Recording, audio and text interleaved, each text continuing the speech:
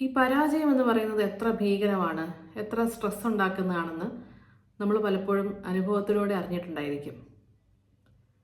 വിജയിച്ച ആളുകൾക്ക് സ്ട്രെസ് ഉണ്ടാവുമോ? നമ്മൾ വിചാരിക്കുന്നത് ജീവിതത്തിൽ നമുക്കില്ലാത്ത പല കാര്യങ്ങളും നേടുന്ന ആളുകൾ അവർ ഹാപ്പിയാണ്.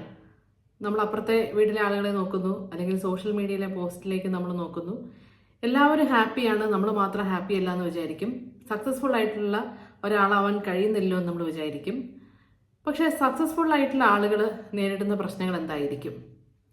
സക്സസ് മോശമാണെന്നോ എന്നൊന്നുമല്ല. പക്ഷേ സക്സസ്ഫുൾ ആയിട്ടുള്ള ആളുകൾക്കും സമ്മർദ്ദം ഉണ്ടാവാനായിട്ട് സാധ്യതയുണ്ട്.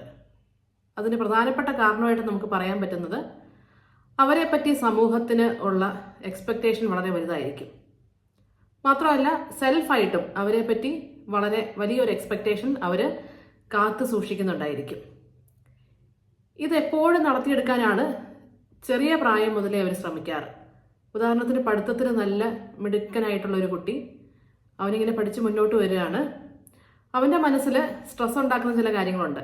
അതായത് എന്നെപ്പറ്റി എൻ്റെ മാതാപിതാക്കൾക്കും എൻ്റെ അധ്യാപകർക്കും വളരെയധികം പ്രതീക്ഷയാണ്.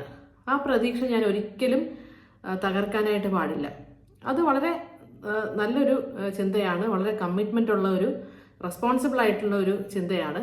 പക്ഷേ ഈ ഒരു ചിന്ത അതിൻ്റെ എക്സ്ട്രീമിലേക്ക് പോയി കഴിയുമ്പോൾ ആ കുട്ടിക്ക് ഇതൊരു സ്ട്രെസ്സാണ് ഉണ്ടാക്കുന്നത്. പലപ്പോഴും കഴിഞ്ഞ ദിവസത്തെ കേസ് നമ്മൾ കണ്ടത്, കുട്ടി നല്ലവണ്ണം പഠിക്കുന്ന കുട്ടിയാണ്, പഠിച്ചു കഴിഞ്ഞു, പക്ഷേ പരീക്ഷ ആകാറായപ്പോഴേക്കും ബ്ലാങ്ക് ആയി പോയ പോലത്തെ ഒരു ഫീലിംഗ്. ഇത് നമ്മുടെ കഴിവുമായിട്ട് ഇതിന് യാതൊരു ബന്ധം കാണില്ല. ഈ ബ്ലാങ്ക് ആയി പോകുന്നത് നമുക്ക് കഴിവില്ലാത്തതുകൊണ്ടോ നമുക്ക് മറവിയുള്ളതുകൊണ്ടോ ഒന്നുമല്ല.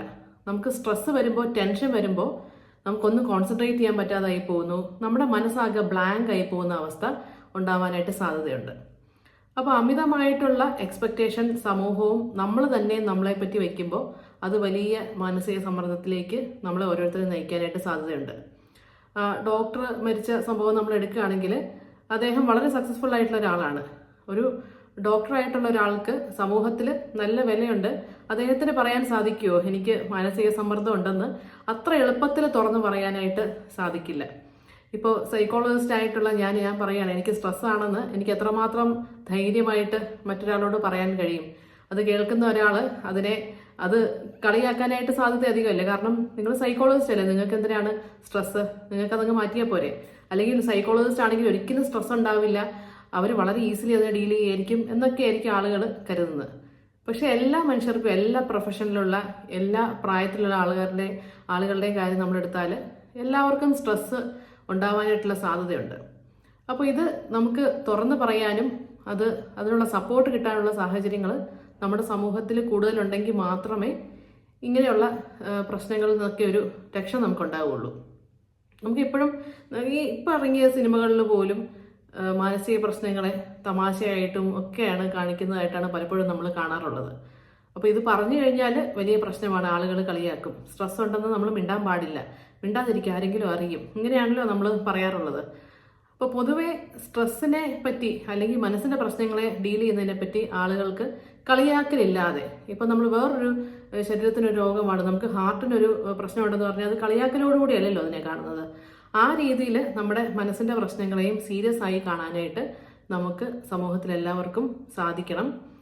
പെർഫെക്റ്റ് ആയിട്ട് എല്ലാ കാര്യങ്ങളും നടത്തണമെന്ന് നമുക്ക് പലർക്കും നല്ല ആഗ്രഹമുണ്ട്. അത് നടക്കാതെ വരുമ്പോഴാണ് നമ്മുടെ മനസ്സ് വല്ലാതെ അസ്വസ്ഥമായി പോകുന്നത്. അപ്പോൾ അങ്ങനെ പെർഫെക്റ്റ് അല്ലാതെ വരുന്ന സാഹചര്യങ്ങൾ നേരിടാൻ നമുക്ക് എല്ലാവർക്കും കുറച്ച് ട്രെയിനിങ് ആവശ്യമാണ്. നമ്മളതിനെ കുറച്ചുകൂടി ആക്സെപ്റ്റ് ചെയ്തുകൊണ്ട് അത് ഒന്നിൻ്റെ അവസാനമല്ല എന്ന് കരുതിക്കൊണ്ട് ചില കാര്യങ്ങളിൽ ഫെയിൽ ആവാൻ നമ്മൾ ഓരോരുത്തരും പതുക്കെ പഠിച്ചു തുടങ്ങണം.